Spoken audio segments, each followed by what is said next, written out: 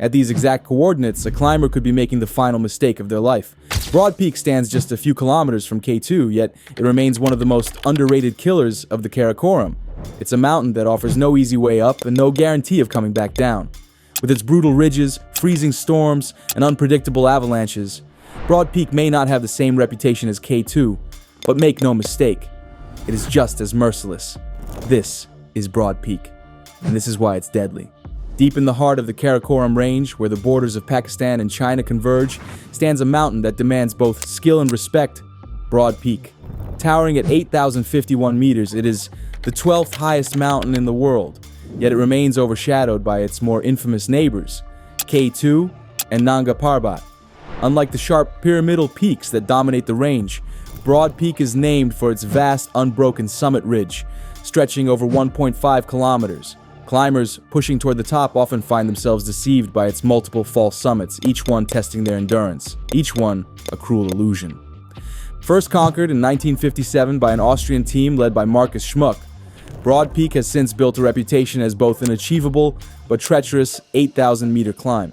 Its fatality rate hovers around 10%, higher than Everest, but not as merciless as K2 or Annapurna. The reason? The mountain may be broad, but its margin for error is razor thin.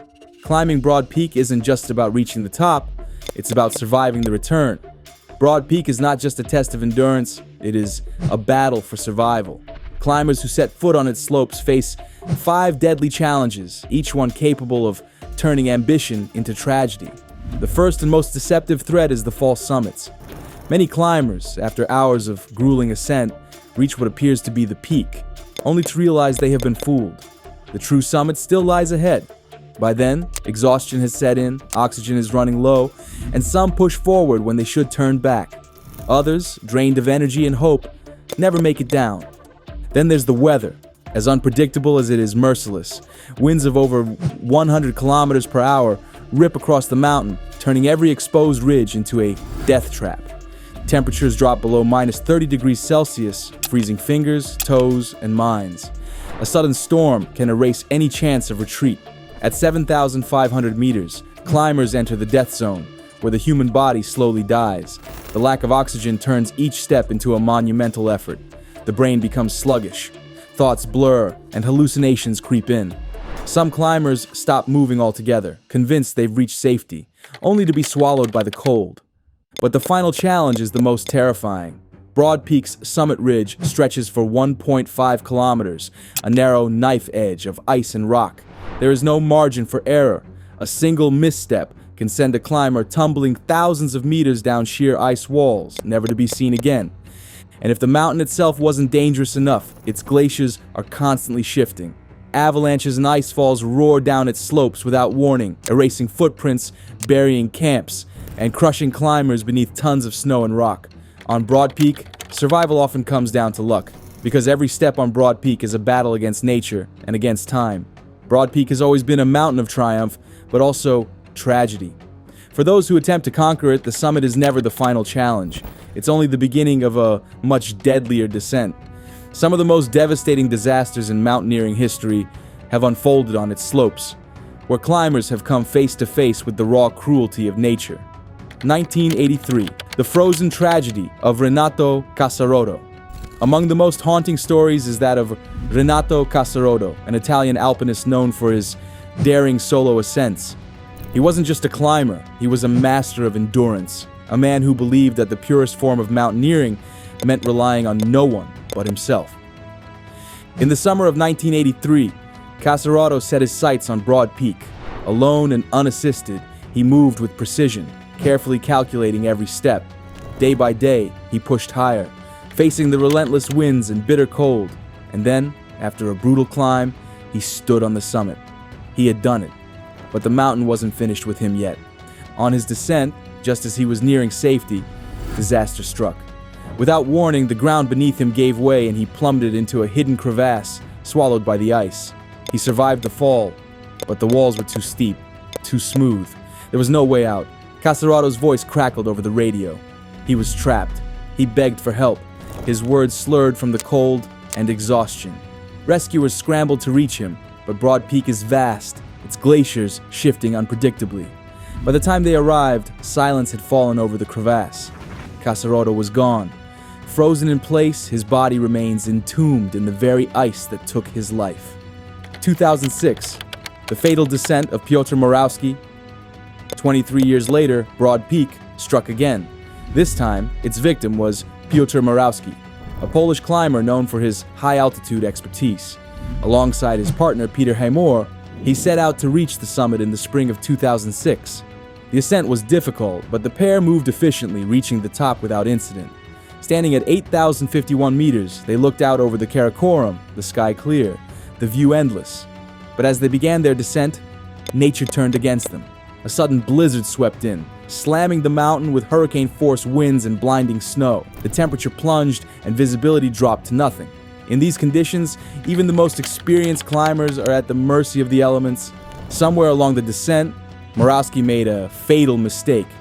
Disoriented in the storm, he lost his footing and vanished into the abyss. One moment, he was there. The next, he was gone. The mountain had swallowed him whole. His body was never found, lost forever in Broad Peak's endless ice fields. 2013, the tragic last steps of Maciej Berbeka and Tomasz Kowalski. Then came 2013, the year Broad Peak delivered one of its cruelest blows. That winter, a team of Polish climbers set out to make history. No one had ever stood on Broad Peak's summit in the dead of winter. It was one of the last great challenges of Himalayan mountaineering. The conditions were unimaginable. Temperatures dropped to minus 40 degrees Celsius. The air was so thin that every step felt like moving through quicksand. And yet, against all odds, 4 climbers reached the summit: Adam Bilecki, Artur Małek, Maciej Berbeka, and Tomasz Kowalski. But their success was short-lived. As the team descended, Kowalski began to slow. Hypoxia had set in, starving his brain of oxygen. His movements became sluggish. His words were garbled. The summit had taken everything from him. Berbeka, a veteran climber with decades of experience, stayed behind to help. But he too was struggling, his strength fading with each step. The rest of the team made it back to camp. Hours passed, then a full day, then 2. But Berbeka and Kowalski never returned. From base camp, the teammates called out over the radio, no response. Their figures were spotted high on the mountain, motionless. They were gone. Their bodies remain frozen on Broad Peak to this day, silent sentinels watching over the unforgiving slopes. Broad Peak doesn't care how experienced you are. It doesn't care how strong you are. It takes what it wants, without warning, without mercy. Because reaching the summit is only half the battle. The real fight begins on the way down. Broad Peak remains one of the most formidable mountains on Earth, and despite advances in mountaineering technology, it continues to claim lives year after year. For decades, Broad Peak's winter ascent was considered impossible. The extreme cold, hurricane-force winds, and relentless avalanches made survival beyond a few days nearly unthinkable. But in 2013, a Polish team achieved the unthinkable. They became the first and only climbers to reach the summit in winter. The cost, however, was devastating.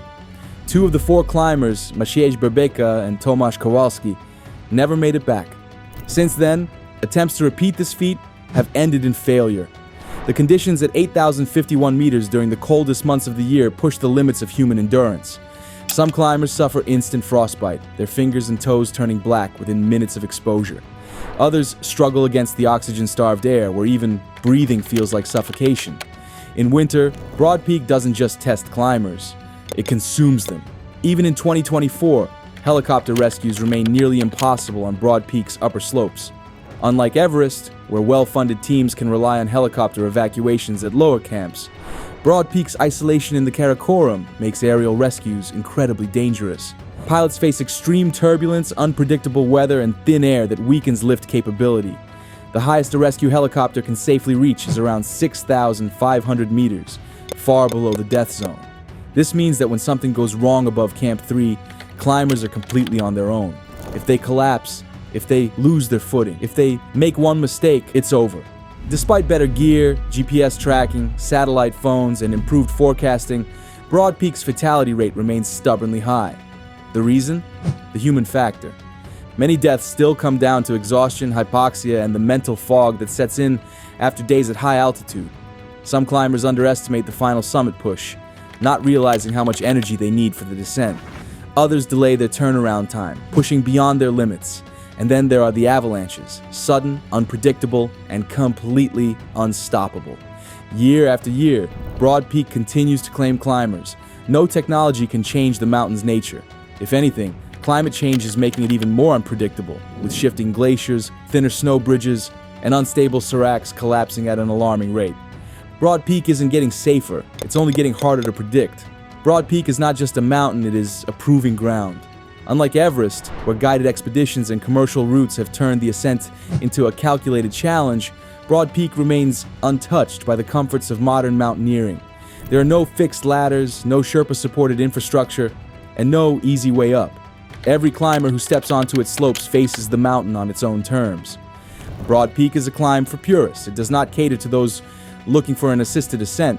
It demands skill, self-sufficiency, and an ability to endure suffering. There are no commercialized base camps with Wi-Fi and hot meals. No teams of Sherpas fixing ropes all the way to the top. No safety nets. Every rope is placed by the climbers themselves. Every decision is their own. This is what makes Broad Peak one of the last great mountaineering tests. To stand on its summit is to earn a place among the world's most elite climbers. It is a challenge measured not just by altitude, but by raw survival. Looming just 8 kilometers away, K2 dominates the skyline of the Karakoram. Many climbers come to Broad Peak not as their main goal, but as a stepping stone, and acclimatization climb before attempting the deadliest mountain on Earth. The logic is simple. If you can survive Broad Peak, you might be ready for K2. But for some, Broad Peak becomes their final mountain. The brutal conditions, the exhaustion, and the unpredictable weather take their toll, leaving climbers too weak or too injured to move on. Others never even make it down. Broad Peak may not have the same legendary status as K2, but for those who underestimate it, the cost is the same, a one-way journey into the death zone. For true mountaineers, Broad Peak represents something Everest no longer does, a wild, untamed challenge. Here, there are no shortcuts, no safety ropes left behind by others, no guarantees of survival, just raw, high-altitude climbing in its purest, most brutal form. It is this exact danger that draws people in, the chance to push themselves beyond human limits, the dream of reaching a summit that only the toughest can claim, the knowledge that when they stand at 8,051 meters, they have done it not because they were guided, but because they fought for every step. Because for those who climb Broad Peak, survival is not guaranteed, but glory is.